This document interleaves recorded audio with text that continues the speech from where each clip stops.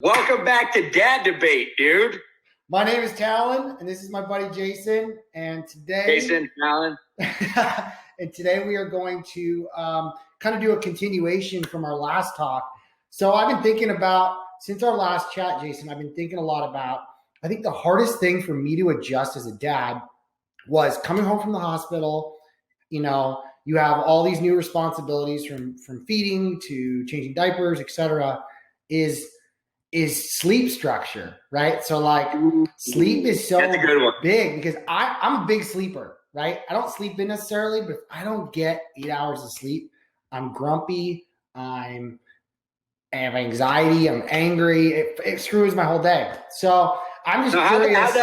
How'd that work with you at the baby coming home, bro? Yeah, exactly, right? So it was like obviously a high stress situation, having a new kid, and then you just lay on like, you know, these feedings every, I don't know what it was, like every couple hours in the middle of the night.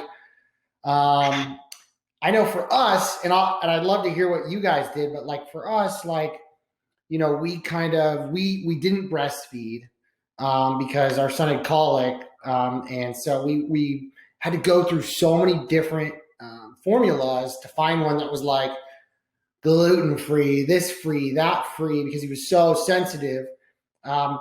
And so I would wake up, we kind of just like, we didn't have a schedule. It was kind of like, hey, are you up? Go do it.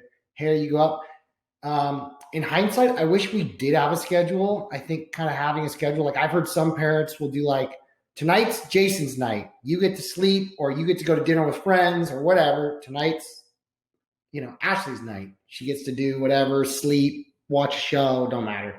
So I'm curious how you guys did it. Kind of how you handled all that. And there's no. Yeah, dude. So look, I have a different story that, you know, it's not going to be able to really provide maybe the best insight because for the first 6 months, you know, after Delilah was born, as we talked about in the previous episode about how, you know, I was actually in detox when Ashley, you know, her water broke and stuff. And so for that first 6 months, you know, a lot of the stuff was put on Ashley. And, you know, I was in active addiction. She was not knowing how to deal with not only taking care of the baby, but myself. I was not in a real place to help. But as time went on and as I acquired sobriety later on down the road, so that first 6 months, it was, God bless Ashley. She's a saint. She was able to take over and kind of do the deal. And, you know, I helped when I could. It wasn't like for 6 months I was just gone, but we didn't have any structure. I mean, it was more of like, I would be on and off. Like, and I think it's just, you know, for our viewers to know, it was like I would have a couple weeks of sobriety, a couple weeks not, you know. So it was like the weeks that I was on, like I would help out wherever I could. And yeah, we had it where, I mean, Ashley did breastfeed. So, you know, it was constantly in the middle of the night. I'd be waking up to that damn machine, like sucking milk. Like, So, you know, sleep was, we both didn't sleep. I mean, due to my own personal stuff. And then on top of it with the baby and her. So first 6 months was really, really hard. I highly advise now being in a really good place and us wanting to have another kid. You know, I'm going to do whatever I can. And I think this time moving forward is whatever I can do to be supportive. So I'm really going to ask Ashley since, you know, I wasn't there last time as much as I wanted to be. But going into it, the 6 months, we really set it up where Ashley, you know, she really took charge of kind of the whole feeding thing in the middle of the night. But if like she was crying and it was when the food was not more of the issue, it was more of like a diaper needed to be changed or she needed to be rocked back to sleep. She bonked her head on the crib or something like that. We would basically split. It was more of like your turn to go do it. But I definitely think having a structure may be better this time around. What was your guys' experience? Yeah. So like, I think you bring up an interesting point because I think like, there's no like ultimate, like there's no perfect scenario. Like obviously in a perfect world, like, you know, we wouldn't have to work the next day. So we could both, you know, take turns all night and this and that. Obviously with your sobriety, there's also people who, you know, I think there's dads that don't go out and do these things because they're mentally like, well, my wife is breastfeeding. I can't do anything. So I guess what I'm just trying to say is like, you know, this is all, we're not professionals. We're just giving you our opinions on this stuff and our experiences on this. And, you know, we want you guys to share with us below. But let me share, please share with us below. But I'll tell you this much is that it was very, very, like after because we've had conversations about it, especially going into having a second kid, it was very, very straining on Ashley not to help or support. So, Yeah. I highly advise that you are there, do whatever you possibly can, because there's already a ton of pressure on the mom over just the husband. And I know it's a balancing act. It really is. But going back is it put a ton of pressure. Minus if I was sober or not, it was just really hard. So, I mean, to be able to be there and support. Yeah. And I think you're right. I think you break a good point. I think like it's a lot easier when you look in hindsight. Like I think for me, I look in hindsight, like I totally agree with you. Like I wish I was probably more supportive. I wish I was, maybe realize that, there's some more things I could help out with that I didn't. I think for me, my experience was, it was so long ago, but I think I remember like we basically like kind of shared like the feedings. Like I would generally get up, go to the bottle machine, which was in the living room, heat the bottle with the formula, bring it back in, and we kind of like split it up depending on like, what we had to do the next day. Like, did I have work in the morning? Okay, I could move mine to the afternoon so I could stay up. It wasn't anything set in stone in terms of scheduling and stuff, but that's why we're doing this, right? I mean, it's because there is no like guidebook. There is no direction or guidance. There's no guidebook. There's nothing like that. So let me get to some solution here. Is what is it that you are going to do, or what is it that your wife wanted to be differently into having a second child? What are you going to do differently? Great question. So I think on the second time around, what we'll probably do is, like I said, I've heard some couples do like one night's yours, one night's not. You each get like a Friday and a Saturday. So you each have like a weekend night. And it's not to say you should like go out and do stuff or go hang out with your buddies. It's more like it's your night to sleep. It's your night if you want to watch whatever you want to watch. It's your night to, sleep in till a certain time, like 9 o'clock, which in parenting years, 9 o'clock is like 2 o'clock when you're a teenager. But that's probably what I would do. That's a really, what would you do differently? I'm just going to get an au pair, bro. And I'm going to call it a day. I'm just kidding, bro. So basically what I found is most helpful with anything is communication, right? So I'm going to overly communicate with Ashley, especially when it comes to what it is that she's needing and what it is that how she's feeling, and being sober is going to be a huge part for me. So if there's dads out there or people, wives out there that are watching this that have gone through that process, I understand how hard it is. And I'm so grateful for what it is that you mothers do.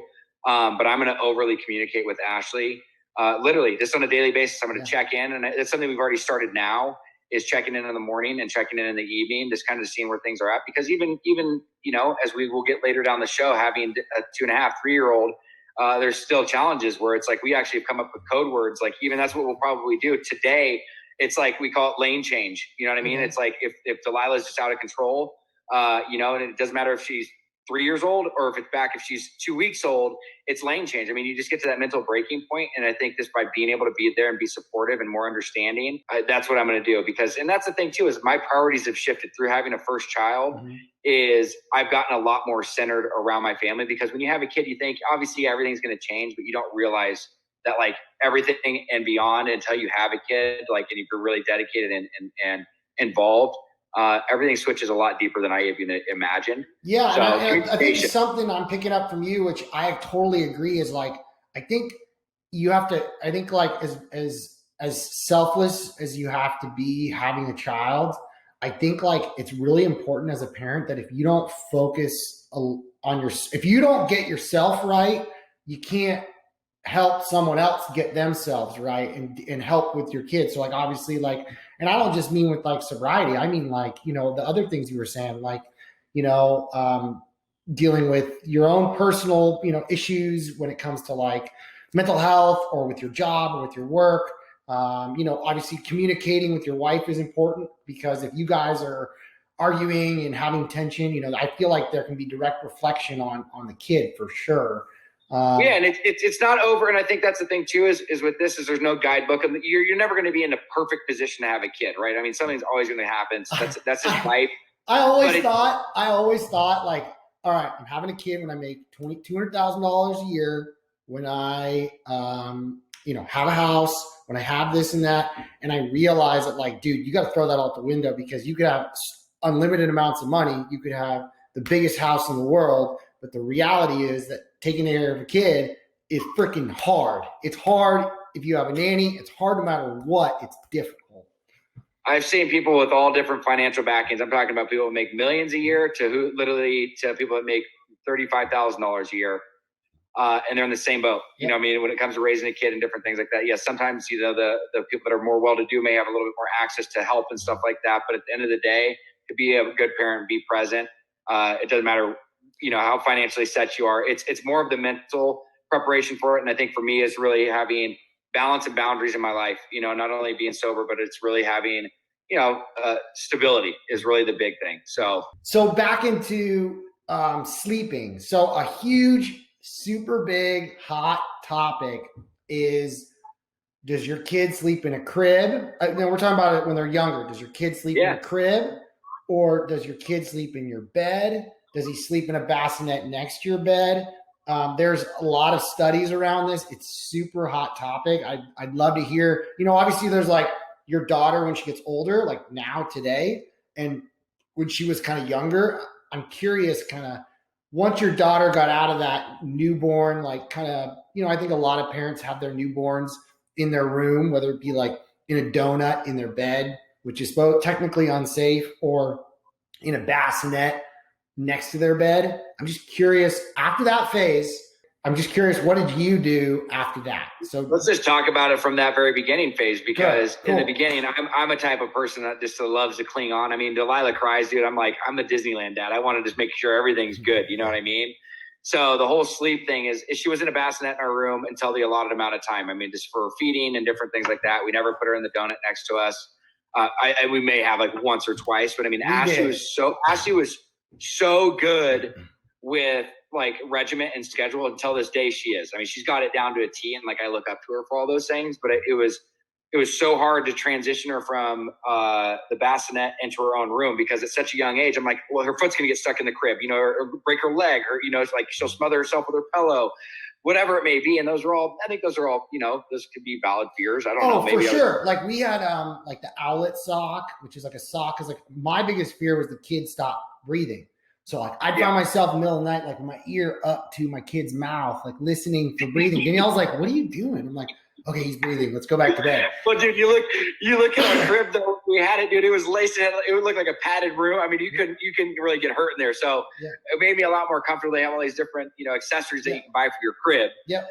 But it was Ashley.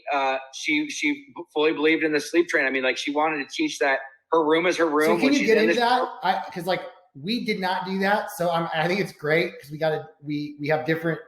We did different things. I wish I would have done it your way. So I'm curious, like, what did you guys, when you say sleep training, like, can you go into that a little bit? So yes, I mean, basically when we set her room up, like, so her room was strictly for sleep. Like we didn't use her room for playtime, anything like that. It was just strictly like her bedroom was for reading and for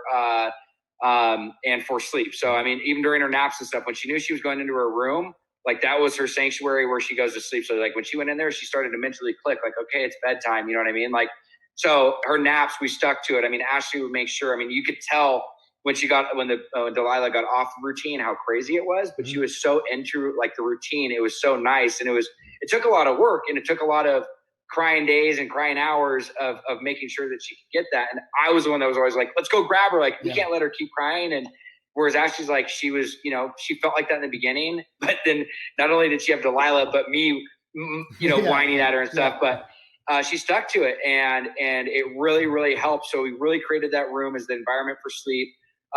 We let her cry it out. Was a big thing. I mean, I would sometimes I'd make sure Ashley was still asleep. I'd get up and go in there and go be with her. But that was and it's translated not only from her sleep routine into her routine today, and I think that's something that it's important that you start that at a very young age. Yeah, they can barely, do anything on their own when they're first born, even until 6 months. But they start to adapt to what's going on, and it's made it a lot easier even to today. Like now, Ashley just literally looks outside and says, "What is it?" And she goes, "It's nighttime. It's bedtime." That's what I mean? Awesome. So it's really played off. It was really hard emotionally and stuff, but I can fully see the benefits. For sure. So yeah, did you guys rock her to sleep? Did you just Did you? Yeah, so we would every single night we read to her every single night, even when she was young. We'd read 15, 20 minutes. I mean, now it's way longer. I mean, she's obsessed with books. Like, I can't believe she's my That's kid, dude. awesome. She's Yeah, like, that's I was like, awesome. let's watch a movie. She's like, no, Dad, I want to build a puzzle. I'm like, wait, what? Every single night we rocked her. We would hold her. But the big thing was rocking her to sleep and Do you reading still her have book. to rock her to sleep? Like today? What's Do that? you have to rock her today to sleep? No. Today, dude, we just read a story, give her a bottle of water, and That's she's awesome. out. Dude, you guys are freaking on it because I am going to be the complete opposite. Listen to Jason because I agree that. Whoa. Don't listen to Jason. No, listen to Jason wife. on this one. Listen to Jason's wife. I'm going to agree with Jason on this one because I've been obviously doing more reading. We're not a very routine oriented family, but the more that I've looked at research, children need routine. I really believe that. I'm starting to learn to follow this. I wish I would have followed it earlier on, but children need routine. Like when I got Bronson during this quarantine, when I got Bronson into a routine of like eating breakfast between a certain time, eating lunch between a certain time, napping at a certain time, having his snack at a certain time, dinner at a certain time, and dinner and sleep at a certain time. When it became snack time, he was hungry because his brain was wired that he needed food. When it was dinner time, he was hungry. And when it was nighttime, he was like, all right, night, time to go to bed. And I'm like, dude, oh my gosh, like routine works. Like, like, and it keeps them like disciplined. And I think like, it's just, kids need a lot of sleep everyone needs a lot of sleep to just grow. Right. I mean, so kids, but I think you can really tell when you've done the routine and they get out of routine, how much it really is important. We're out of routine right now, and it's crazy. Like my kid, because everyone knows that's a parent, and if you don't know, I'm going to tell you right now. When your kid is tired, they don't say, "Oh, I'm tired. I'm going to go to sleep." They go, "Oh, I'm tired. Something's wrong. So I'm just going to cry and scream my brains out and act crazy because I don't know what the feeling of tired means. They take it differently."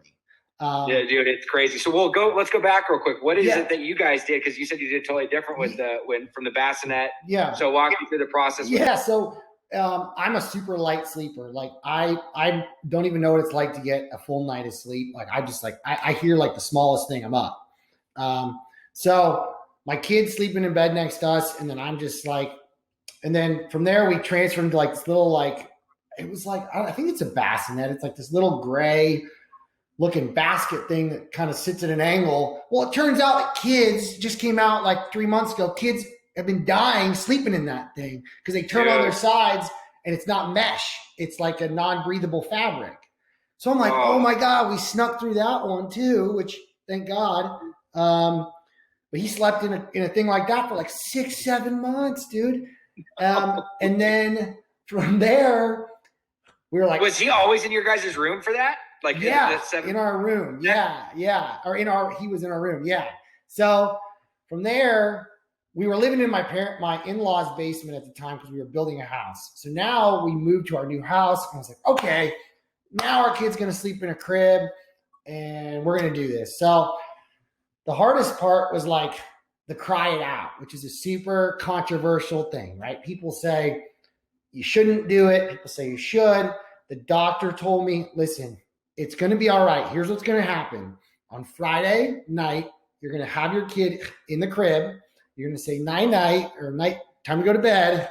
And you're going to turn off the lights, have a little sound machine with the little stuff on the ceiling. And you're going to walk out. Your kid's going to cry all night. Saturday night, when you do it again, your kid's going to cry for half the night. On Sunday night, your kid's going to sleep all through the night. She was so right. It literally was textbook. It's exactly how it happened. Danielle went on a vacation with her friends, and I said, now's the time. So I did it, and I just and it was hard. I don't want to say I'm like a tough guy.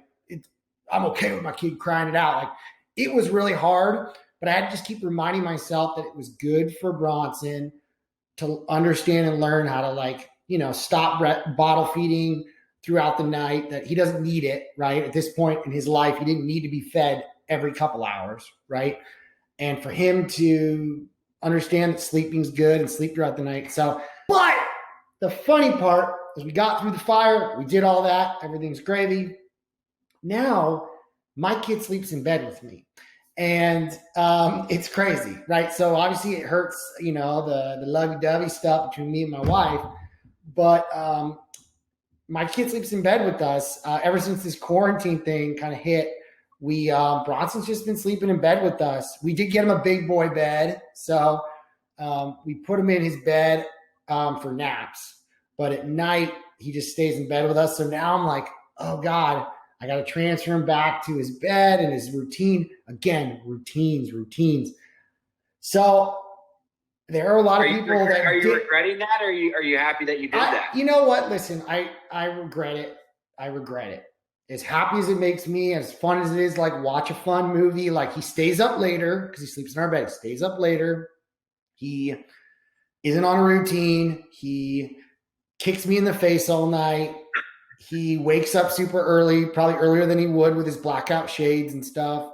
So, and there's a lot of people that I talk to. It's funny, like it's almost like a taboo thing. So like if your kid sleeps in bed with you, it's not talked about. So like I went on a golf trip with a bunch of my buddies. We're all talking. Everyone's like, does your kid sleep in bed with you? And I'm like, does your kid sleep in bed with you? And they're like, no one wanted to answer it. And finally this guy goes, yeah, my kid sleeps in bed with me. And we're all like, yeah, my kid sleeps in bed with me too. Like everyone came out. It was like, oh, we all do it. And because, even my therapist included, like there's a lot of people that disagree with it. I don't want to say that I disagree with it, but I don't want to say that I agree with it. Like we did it because it was just quarantine. It seemed like a fun thing to do for a week, and then it just turned into this thing. In hindsight, I wish my kids slept in his bed. We have a routine. We are working on that, getting back to that. But how do you feel about, like, does Delilah ever sleep in bed with you guys, like as a treat for fun, or yeah? So I'm always like, ask me ever sleep in the bed. Like, cause I just love being around her, and she's so sweet and just cuddly and stuff. But it's very rare. I mean, for example, like she will every like blue moon, because it's like what we're dealing with now with sleep is like when she wakes up in the middle of the night, and either she's having like a nightmare, or we'll try to go back in there and get her back into her own bed. But like I said, maybe once every month and a half or so, she'll have where she's like wide awake and she's like freaked out, or she's whatever it is, and we'll bring her into our bed with us just to get through the night. But ultimately, at the end of the day, it's really so Delilah can actually sleep and get the rest. But we end up usually suffering. Not me. I'm a very deep sleeper. Yeah. But Ashley gets kicked all night by her, and like Delilah's just like me. She likes to spin in her sleep, dude.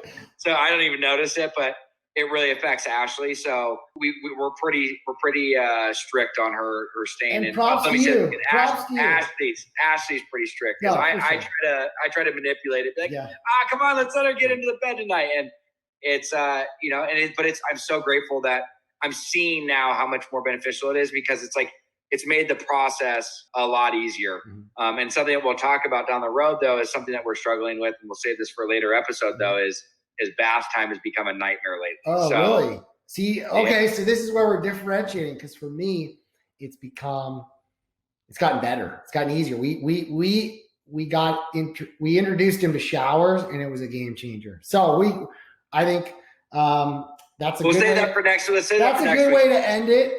This episode, honestly, we've been filming for 37 minutes. So this is solid. We were really good with it. But hey, real quick before we go, I know a little secret, man. I know a little Bernie was talking to me. All right. Can you please let everybody know what's going on?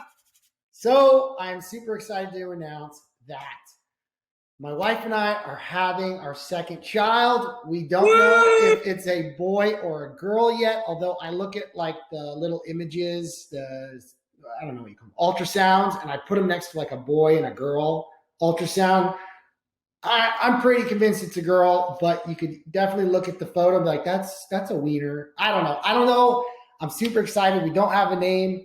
We're just happy to be, bringing more life into this world, and fortunate and blessed that we are given the opportunity to have another child. Congratulations, dude. I'm stoked because as we're doing this show, not only are we able to talk about the experiences that we've had, but now we're going to be able to rehash the experiences that you're going through, because again, is we can learn from our mistakes, or we can learn and make things better.